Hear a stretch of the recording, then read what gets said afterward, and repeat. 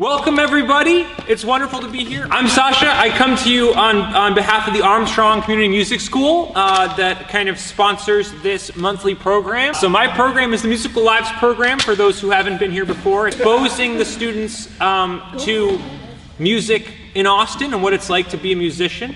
I'm so excited today. I've been looking forward to this and looking forward to this to have my friend Mr. Stephen Hernandez today with us. When I come here, it seems I keep hearing that a lot of the folks here are interested in rap and hip hop, and I've been wanting to bring somebody who does that kind of music. Yeah. This is Stephen Hernandez, born and raised in Houston, Texas. Oh, that's what's up. Nice. H-Town.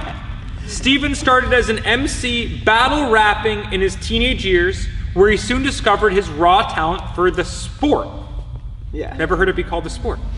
As he progressed, he soon discovered the vices that come along with the path he journeyed on and fell into deep pits of despair due to poor life choices. I'm going to want to hear about that.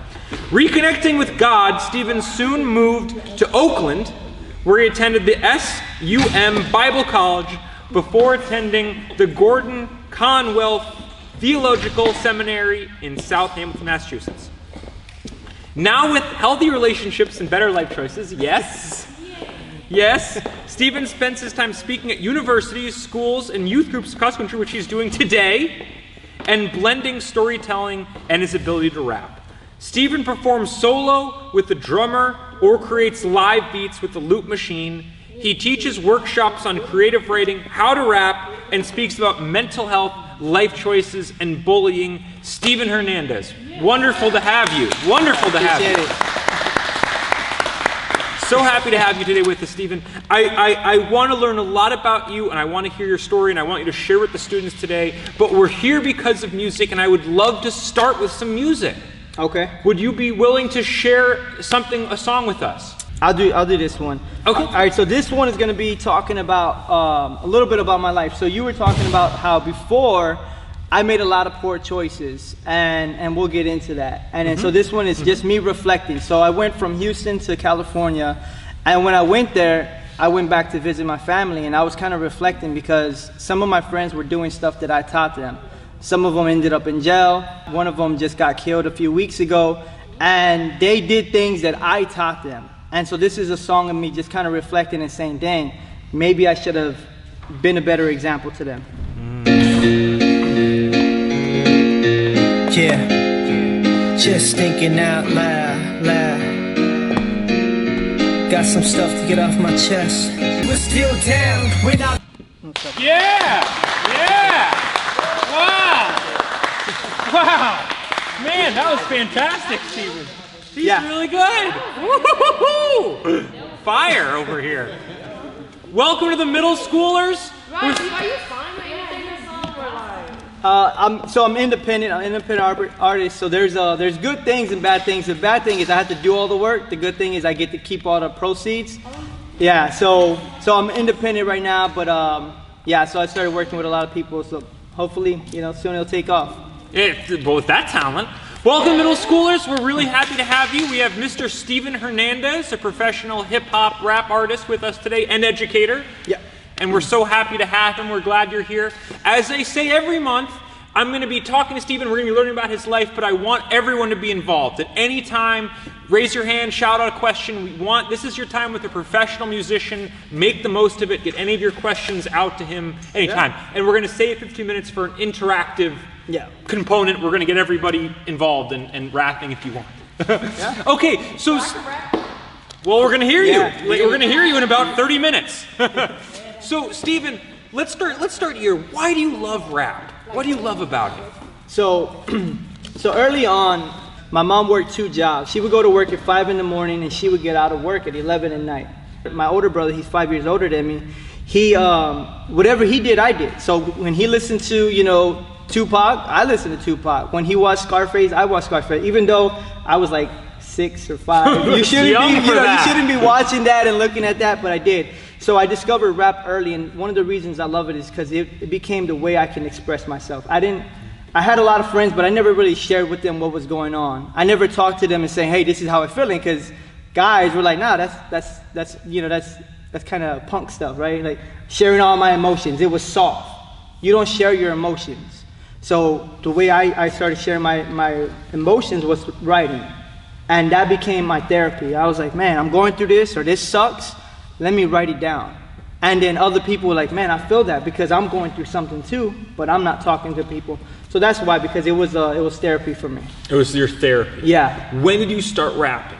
So I started rapping when I was 14. So I look young. Y'all might think I'm young, but it's gonna be in July. It'll be 20 years I've been rapping. So what? Yeah, you don't exactly. look 20 years old. And tell us about how you learned to rap. I want to understand how you became a rapper because it seems so hard.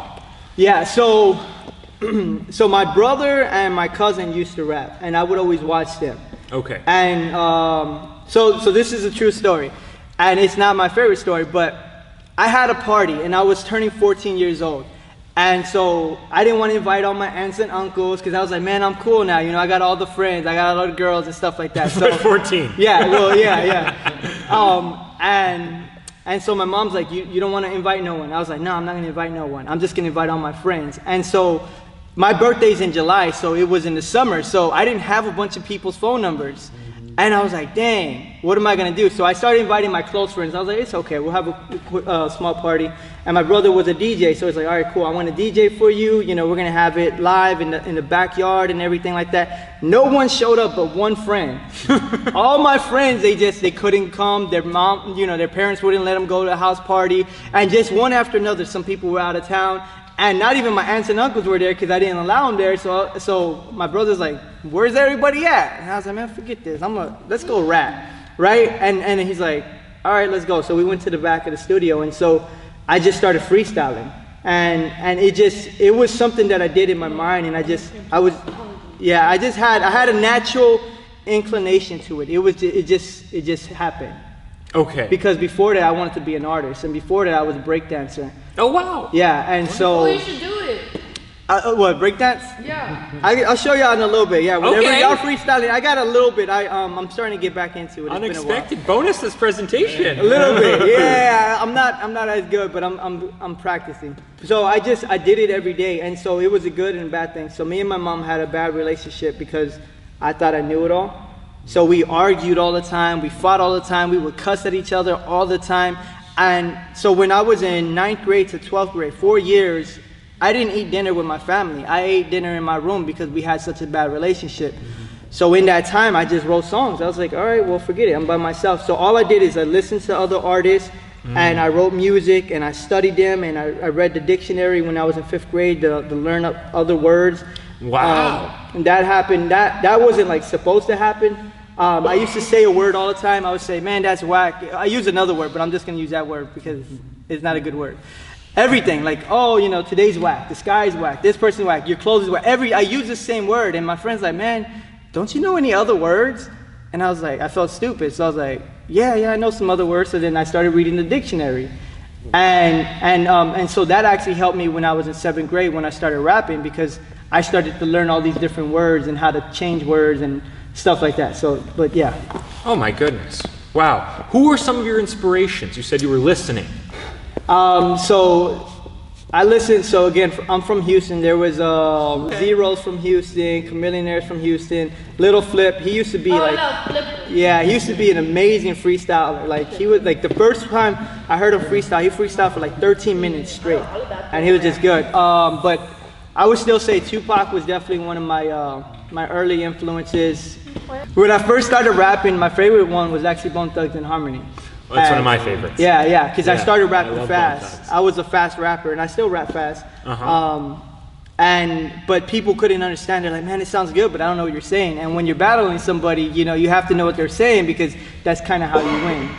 But yeah, so I have them. A newer guy, his name is NF. This guy named Lecrae. So I have a lot of different ones. I started from Houston, then I went to the East Coast rap, then I went to the West Coast rap, and then just kind of blended all of them. Do you still feel like representing Houston rap is important to you and part of what you want to be about? That's a good question. So I think it's important because there's a lot of talented artists in Houston that never make it. And then there's a lot of artists like SPM, he ended up getting, he's in jail for life. Then another guy, there's another rapper from Houston that was amazing. His name is Bean, and he got a murder charge. And APM's daughter's starting to sing and rap now. oh, really? Mm-hmm. That's what's up. It's called Southside. Southside?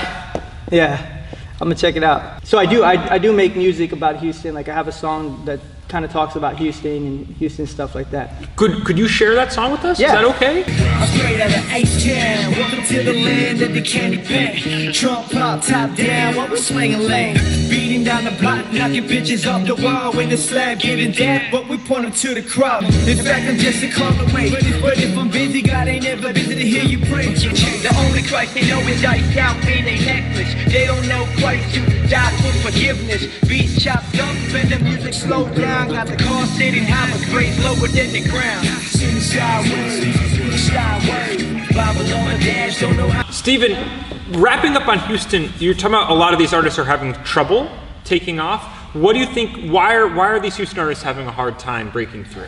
So it's a little bit different now, but one of the main reasons is what I found out. So whenever you rap about something, you have to do it, otherwise you lose street credibility, right? If I say, oh, I'm getting all these girls or I'm fighting all these people, and then I'm not doing any of that, you're like, man, this guy's fake. I don't want to listen to him. So a lot of the rappers were actually doing it. So that's why one got a murder charge and other ones. There was and so one of the things, there's this guy named Big Mo. Any of y'all know who Big Mo is?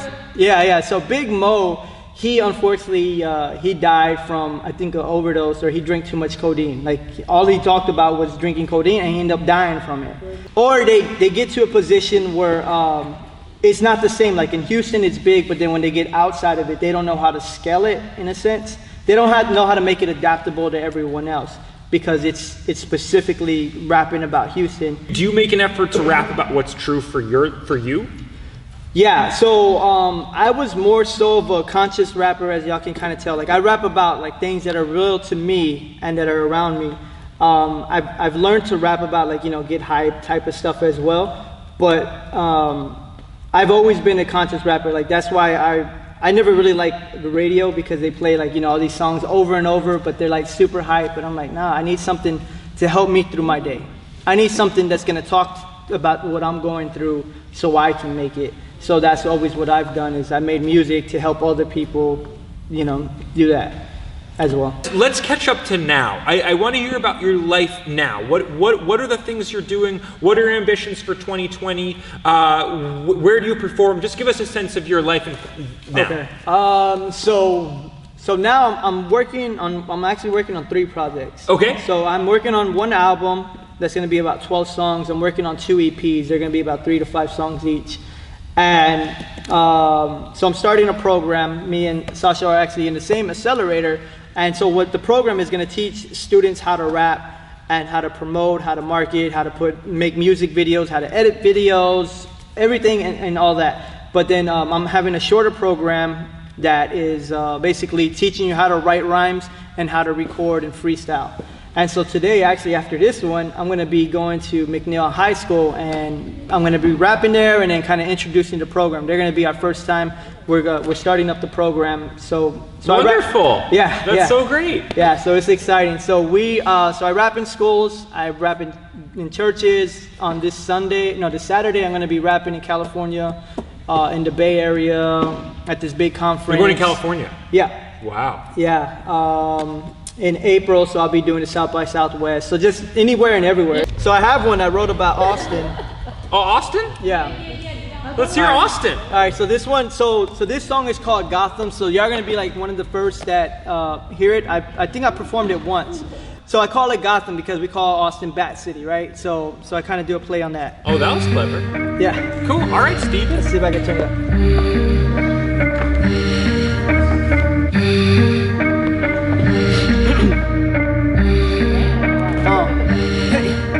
I'm from the place where that pain dripping. In my lane with no flames in it. Yeah, he healed me so we ain't living. King the builders up in the building. They thinking we tripping cause the way that we spitting. And we ain't been sipping like Stop by in Austin. Got it so awesome. I might pick up Howard in a Uber. Ride through Congress on a scooter. School these rappers like a tutor. I'm in that bad city like Gotham.